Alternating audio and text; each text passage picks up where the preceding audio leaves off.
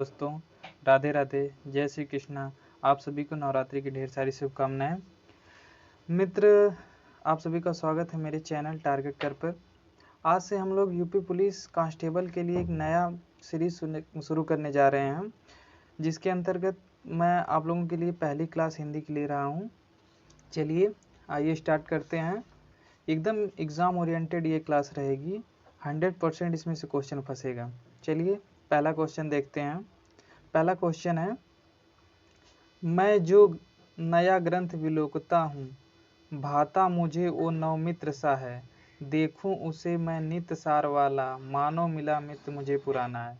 पूछ रहा है इनमें कौन सी छंद है। ऑप्शन है इंद्रवज्जा, वरवई, हरिगीत का, कुंडलियाँ। तो देखिए, इंद्रवज्जा में क्या होता है। इंद्रवज्जा में 11 मात्राएं होती हैं। इसमें 2 तगड़ और 1 जगड़ होता है और 2 गुरु होती है। बैरवई में इसमें 12 और 7 मात्राएं होती हैं। हरिगीतिका में 26 होती हैं। और कुंडलियाँ किससे मिलकर बनी होती है। कुंडलियाँ मिलकर बनी होती है दोहा और रोला से। ठीक, तो इसका सही उत्तर हो जाएगा आपका, अगर हम काउंट करें इसमें, अगर हम लोग इसे काउंट करते हैं, चलिए आइए इसे काउंट करते हैं। देखिए, मैं में क्या हो जाएगा, 2 मात्राएं, इसमें 2 मात्राएं, 1 मात्रा, 2 मात्रा, फिर ग्रंथ में 2 मात्रा, 1 मात्रा, विलोकता में वी में 1 मात्रा, लो में 2 मात्रा, क में 1 मात्रा और ता में 2 मात्रा। तो अगर हम इस प्रकार देखते हैं तो 1 2 2 2 तगड़ तगड़ और जगड़ बन रहा है। तो इसमें ऑप्शन सही क्या हो जाएगा, इसका उत्तर हो जाएगा इंद्रवज्जा। इसमें क्या है, इंद्रवज्जा। चलिए अगला हम अपना देखते हैं। अगला क्वेश्चन क्या है हमारा। अगला क्वेश्चन हमारा है, नीति ज्ञान रखने वाले को क्या कहते हैं। जो व्यक्ति नीति का ज्ञान रखता है उसे हम क्या कहते हैं। जो व्यक्ति नीति का ज्ञान रखता है उसे हम कहते हैं नीतिज्ञ। क्या कहते हैं, नीतिज्ञ। ठीक, आगे चलिए। अगला क्वेश्चन हमारा क्या है, राजन द्वारा किताब पढ़ी जाती है। क्या है, राजन द्वारा किताब पढ़ी जाती है। इस वाक्य में वाच्य का कौन सा प्रकार है। इसमें वाच्य में बताना है। कौन कौन सा ऑप्शन है। एक है कर्तृवाच्य, भाववाच्य, क्या कर्तृवाच्य, भाववाच्य, कर्मवाच्य और इनमें से कोई नहीं। तो राजन द्वारा किताब पढ़ी जाती है, इसमें क्या हो रहा है, कर्म हो रहा है। किसके द्वारा, राजन द्वारा। राजन द्वारा किताब पढ़ी जाती है, तो इसमें उत्तर क्या हो जाएगा, कर्मवाच्य। क्या हो जाएगा, कर्मवाच्य। ठीक, अगला क्वेश्चन हमारा क्या है। अगला क्वेश्चन है, अगला हमारा क्वेश्चन है, किस शब्द में एक से अधिक उपसर्ग का प्रयोग हुआ है। तो प्रामाणिक, प्रामाणिक है। इसमें तो प्राधन, प्रमाण धन इक इसमें है। इसमें तो इसमें उपसर्ग प्रयोग ही नहीं हुआ है। प्रमाणित में इत प्रत्यय है और प्रत्युपकार है जो इसमें। तो देखिए, इसमें प्रति धन उप धनकार, यही 2 उपसर्गों से मिलकर बना है। सही उत्तर हो जाएगा प्रत्युपकार। चलिए आगे चलते हैं और आगे देखते हैं अगला उत्तर क्या हमारा हो जाएगा। अगला क्वेश्चन हमारा है, निम्नलिखित शब्दों में से शुद्ध शब्द का चयन कीजिए। शुद्ध शब्द में क्या क्या दिया है। इसमें देखिए, मुहूर्त, क्या दिया है, मुहूर्त। मुहूर्त, मुहूर्त ये तो गलत लिखा है। मुहूर्त कैसे लिखा जाता है। देखिए, मुहूर्त लिखने के लिए हम लोग लिखते हैं मुहूर्त।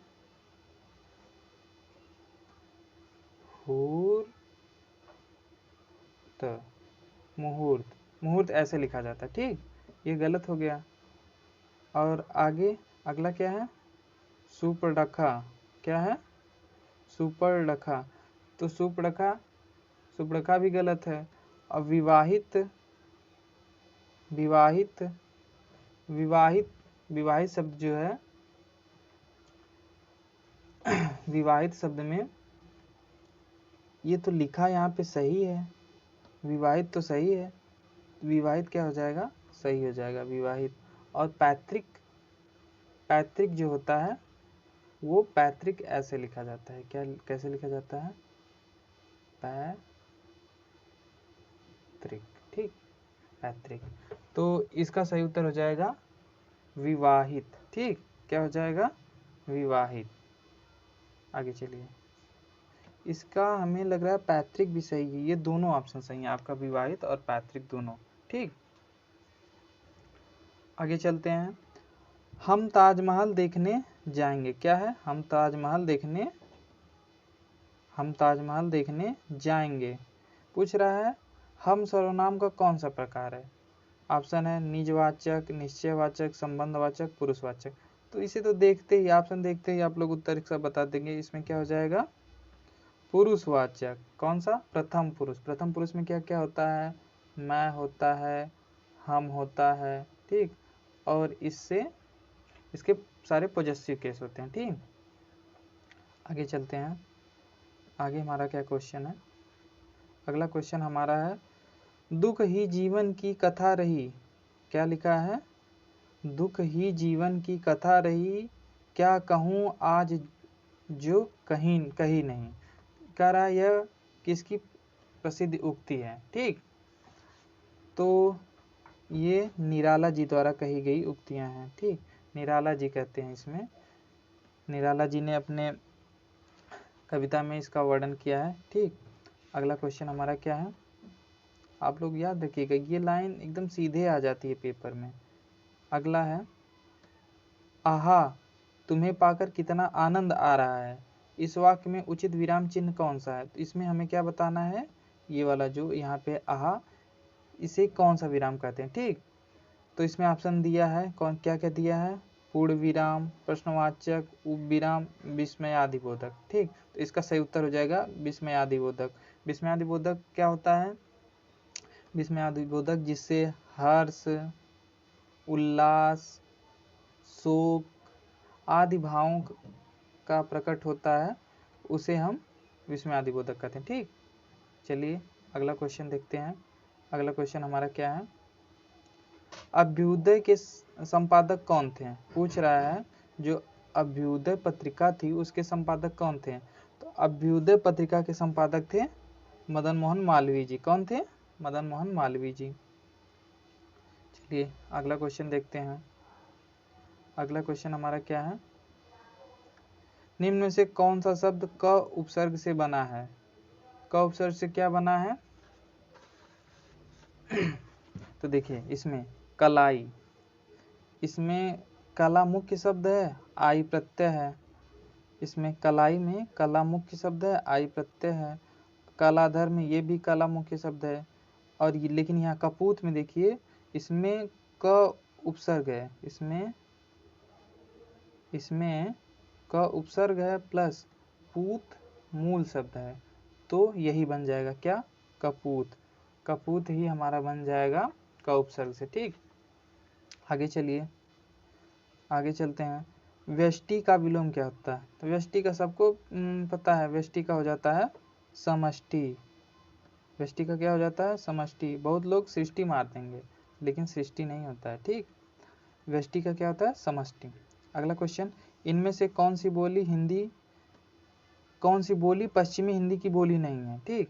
तो इसमें देखते हैं कौन कौन सी, कन्नौजी, बघेली, ब्रज बोली, ब्रज भाषा और बुंदेली। देखिए पश्चिमी हिंदी के अंतर्गत क्या कहते हैं, 5 भाषाएं आती हैं, और लेकिन इसमें दिखिए दिया है बघेली। बघेली जो होती है यह पूर्वी हिंदी की भाषा है। क्या है, पूर्वी हिंदी की,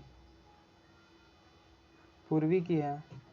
पूर्वी में क्या कहता है, अवधी, बघेली और छत्तीसगढ़ी आती है। क्या, छत्तीसगढ़ी आती है। इसलिए इसमें दिया है बघेली, बघेली जो कि एक पूर्वी है, तो ये आपका सही उत्तर जाएगा, ठीक। चलिए आगे चलते हैं। आगे चलते हैं। अगला क्वेश्चन हमारा क्या है, निम्नलिखित में से क्या दिया है, निम्नलिखित में से कौन सी रचना सर्वेश्वर दयाल सक्सेना की है? नहीं है, क्या है, नहीं है। ये सर्वेश्वर दयाल सक्सेना जी हैं, इनकी रचनाएं बहुत ही मस्त मस्त होती थी। जैसे देखिए, आपको इनका याद ही नहीं करना पड़ेगा, देखते ही आपको पता चल जाएगा। देखिए, पागल कुत्तों का मसीहा इन्हीं की रचना है, कुआनो नदी इन्हीं की है, गरीबी हटाओ इन्हीं की है, लेकिन मुर्दों का गांव इनकी रचना नहीं है, ठीक। और इनकी कुछ और भी फेमस रचनाएं, जैसे इन्हें साहित्य अकादमी पुरस्कार इन्हें मिला था, खूंटियों पर टंगे लोग के लिए इन्हें साहित्य अकादमी पुरस्कार भी मिला था, ठीक। तो इसका सही उत्तर क्या हो जाएगा, इसका सही हो जाएगा मुर्दों का गांव, ठीक। अगला क्वेश्चन हमारा क्या है, अगला क्वेश्चन है, निम्नलिखित में से कौन सा शब्द वायु का पर्यायवाची है? वायु का पर्यायवाची देखिए, अलिंद दिया है, अलिंद मीन्स तो भंवरा होता है, पवन नंदन है, और फिर अनिल है, अनंग है, तो इसका देखते ही पता चल रहा है अनिल क्या होता है, अनिल। तो इसका सही उत्तर हो जाएगा अनिल। हवा का अन्य पर्यायवाची क्या होता है? वायु, समीर, पवन, अनिल, मारुति आदि, ठीक। बहुत सारी इसकी पर्यायवाची शब्द हैं। चलिए आगे बढ़ते हैं। आगे दिया है कह रहा है अनुच्छेद आधारित प्रश्न 15 से 17 तक, ठीक। कह रहा है ये पैसेज दिया है जिसका उत्तर हमें बताना पड़ेगा। इसमें पैसेज यार तो लिखा नहीं है, पैसेज लिखा नहीं है, इसका क्वेश्चन आंसर कैसे हो जाएगा?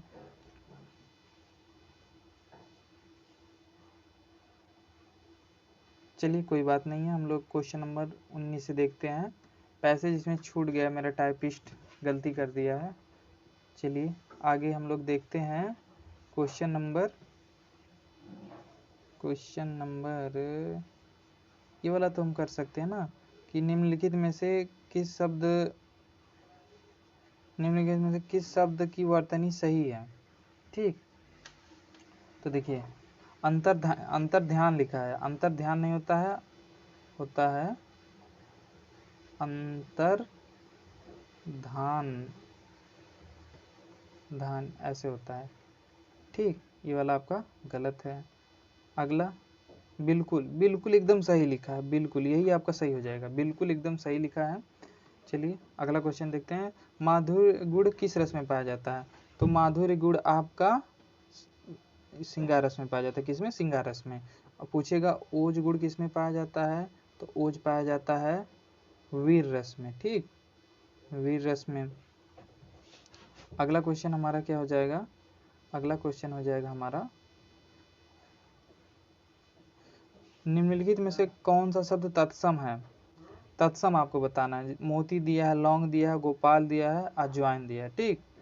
तो ये सब देखिए तत्सम आपको बताना है। तो तत्सम मोती का मौक्तिक होता है, ठीक, और लौंग का लवंग होता है, गोपाल तत्सम है, इसका होता है ग्वाल होता है। क्या होता है? ग्वाल। इसका तद्भव क्या होता है? ग्वाल। यही सही हो जाएगा, ठीक। चलिए अगला क्वेश्चन है हमारा, निम्नलिखित में कौन सा शब्द पुल्लिंग है? पुल्लिंग हमको बताना है। दिया है घटना, रीति, क्षेत्र, क्षमा। तो हम स्त्रीलिंग और पुल्लिंग के लिए क्या प्रयोग करते हैं? जैसे मेरा पुल्लिंग बताता है, मेरी स्त्रीलिंग बताता है। जैसे घटना क्या है? हुई, घटना हुई, देखिए ये स्त्रीलिंग। रीति भी स्त्रीलिंग है। क्षेत्र, जैसे कहते हैं कि इसका क्षेत्र बहुत बड़ा है, ठीक, तो ये पुल्लिंग हो जाएगा। क्षमा कीजिए, मुझे क्षमा कीजिएगा, मैं क्षमा का पात्र हूँ, तो इसका हो जाएगा क्या, इसका उत्तर हो जाएगा क्षेत्र। नहीं कहते मेरा क्षेत्र बहुत बड़ा है, मुझसे बाबू बच नहीं पाओगे, मेरे सर्किल में आ जाओगे। ठीक, चलिए आगे चलते हैं। अब अगला क्वेश्चन है, दीर्घ बाहु में कौन सा समास है। दीर्घ बाहु में कौन सा समास है, दिया है द्वंद्व समास, द्विगु समास, बहुब्रीहि समास, अव्ययी भाव समास। ठीक, क्या क्या दिया है, द्वंद्व, द्विगु, बहुब्रीहि और अव्ययी। तो देखिए दीर्घ बाहु मतलब जिसकी भुजाएं बहुत लंबी हों उसे दीर्घ बाहु कहते हैं। मतलब हम लोग श्री राम को भी कह सकते हैं। ये हो जाएगा आपका बहुब्रीहि। क्या हो जाएगा, बहुब्रीहि। ठीक, अगला क्वेश्चन कह रहा है कि मैथिली शरणगुप्त के इतिहास में उपेक्षित नारी पात्र इनमें से किस विकल्प में प्रतिष्ठित की गई हैं। तो मैथिली शरणगुप्त को राष्ट्रीय कवि कहा जाता है। रविन्द्रनाथ टैगोर ने इसे राष्ट्रीय कवि भी कहा है भारत भारती रचना में। तो देखिए इनकी जो रचनाएं थी, ये आप इनका जो महाकाव्य था ना, ये साकेत महाकाव्य था। इसमें नारी की उपेक्षा जो होती है नारियों की, उसका वर्णन किया गया। ठीक, साकेत, इनका महाकाव्य भी साकेत है। अगला क्वेश्चन, निम्नलिखित में ये कौन सा शब्द नौका का पर्यायवाची नहीं है। पूछ रहा है नौका का पर्यायवाची इनमें से कौन सा नहीं है। ठीक, नौका का पर्यायवाची इनमें से कौन सा नहीं है। चलिए देखते हैं। तो नौका का पर्यायवाची दिया है पहला पारवार, जो हाथ से लिखा है, समुद्र, ये तो नहीं होगा। सफीना, सफीना भी नहीं होगा। द्रोड़ी, पोत। अच्छा, हमें बताना है कौन सा इनमें से नहीं है। ठीक, तो देखिए पारवार, तो देखते ही ये तो पता चल जा रहा है यार, विकल्प देखते ही पता चल रहा है। पारवार, पारवार हाथ से लिखा हुआ, तो ये कहाँ नौका होगा। हाथ से बना हुआ अगर रहता तो हो सकता था, लेकिन हाथ से लिखा हुआ ये पारवार नौका थोड़ी होगा। बाकी इसे छोड़कर बाकी सारी जो हैं, सफीना, द्रोड़ी, पोत, ये नौका है। ठीक, तरुड़ी, ये सब ना की पर्यायवाची है। अगला क्वेश्चन हमारा है, अनेकार्थी शब्द मूक में गलत विकल्प चयन कीजिए। कह रहा मूक का अर्थ क्या नहीं होता है। ठीक, कह रहा मूक का अर्थ क्या नहीं होता है। तो मूक, मूक देखिए मूक, मूक इसमें जो बोलता नहीं, एकदम शांत रहता है। चुप, ठीक, चुप हो जाएगा। विवश हो जाएगा। ठीक, सिस्टम भी अपना हैंग करने लगा। चुप हो जाएगा। ठीक, विवश हो जाएगा, वाचाल हो जाएगा, गूंगा। देखिए लेकिन इसमें दिया है वाचाल। वाचाल जो होता है, जो बहुत बोलता है, उसे वाचाल कहते हैं। इसलिए इसका सही उत्तर हो जाएगा वाचाल। क्या हो जाएगा, वाचाल। चलिए हम अगले क्वेश्चन पे चलते हैं। कह रहा है कि निम्न में से कौन सा शब्द तत्सम नहीं है। तत्सम अब हमसे पूछ रहा है। क्या तत्सम पूछ रहा है। चलिए देखते हैं। अर्शिका तत्सम नहीं है, मतलब तद्भव पूछ रहा है। अर्शिका, अर्शिका भी हो जाएगी। संध्या, इंसान, भाषा। तो देखिए इसका सही उत्तर हो जाएगा आपका इंसान। इंसान नहीं, मनुष्य होता है इसका। ठीक, तो इसका हो जाएगा इंसान। एक मिनट, इसका सही उत्तर हो जाएगा इंसान। ठीक, चलते हैं नेक्स्ट क्वेश्चन पे। पूछ रहा है हाड़ौती बोली। कह रहा है कि हाड़ौती बोली, हाड़ौती बोली कहाँ की बोली है। तो हाड़ौती जो है ये राजस्थान की बोली है। अब राजस्थान की 4 बोलियां हैं। कौन कौन सी, पूर्वी राजस्थान, पूर्वी राजस्थान की बोली, दक्षिणी राजस्थान की, पश्चिमी की, उत्तरी की। जो हाड़ौती होती है ना, इसे पूर्वी राजस्थान की बोली कहते हैं। ठीक, ठीक, और पश्चिमी की होती है मालवी। ठीक, पश्चिमी की मारवाड़ी होती है। ठीक, इसी प्रकार से अन्य होती हैं। ठीक, तो इसका सही उत्तर हो जाएगा क्या, इसका सही उत्तर हो जाएगा पूर्वी, पूर्वी राजस्थान की बोली। ठीक, अगला क्वेश्चन है, यह मेरी किताब है, इस वाक्य में अधो। हमारा अगला क्वेश्चन क्या है, हमारा अगला क्वेश्चन है कि निम्नलिखित में से नागार्जुन द्वारा लिखित रचना नहीं है। नागार्जुन द्वारा लिखित रचना कौन सी नहीं है। देखिए रतिनाथ की चाची, ये है। बलचनमा ये भी है, पत्रहीन नग्न गांच ये भी इनके। लेकिन ये हल्दी घाटी जो है ये श्याम नारायण पांडे जी द्वारा लिखित रचना है। क्या? श्याम नारायण पांडे जी द्वारा लिखित है। ठीक, तो इसका सही उत्तर हो जाएगा हल्दी घाटी। ठीक, अगला क्वेश्चन हमारा क्या है, पूछ रहा है कि निम्नलिखित में से पूछ रहा है निम्नलिखित में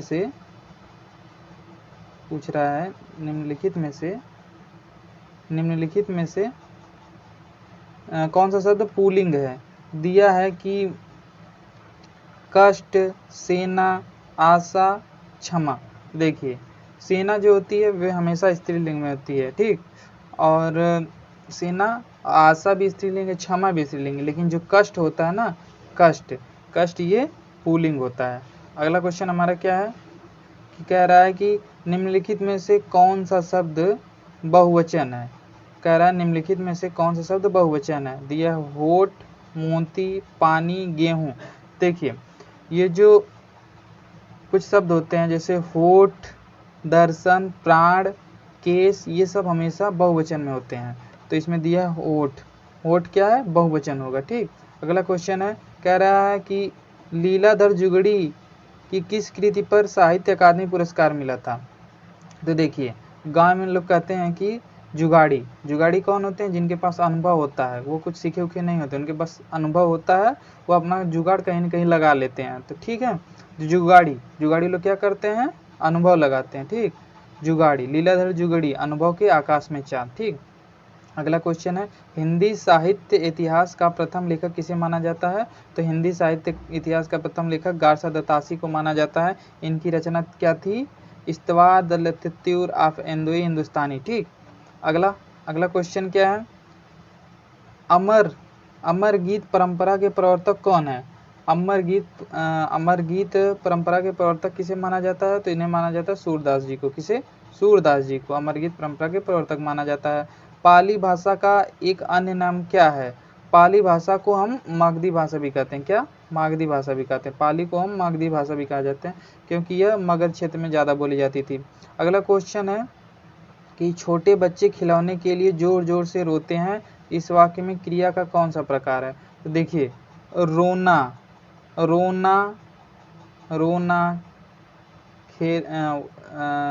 दौड़ना, सोना, चिल्लाना, ये सब अकर्मक क्रिया हैं। ठीक, तो इसमें क्या हो जाएगा? अकर्मक क्रिया। अगला क्वेश्चन हमारा है, घोड़ों का घर कितनी दूर है। तो ये हमारा आज का आखिरी क्वेश्चन है। इसका उत्तर आप सभी लोग कमेंट बॉक्स में जरूर कीजिएगा कि घोड़ों का घर कितनी दूर है, इस लोकोक्ति का सही अर्थ है। तो चलिए सभी लोग अपना कमेंट जरूर बताइएगा और कमेंट में बताइएगा कि ये वीडियो कैसी लगी, आपके लिए कितना हेल्पफुल है। तब तक के लिए बाय बाय, टेक केयर, मिलते हैं नेक्स्ट वीडियो में। जय हिंद, जय भारत।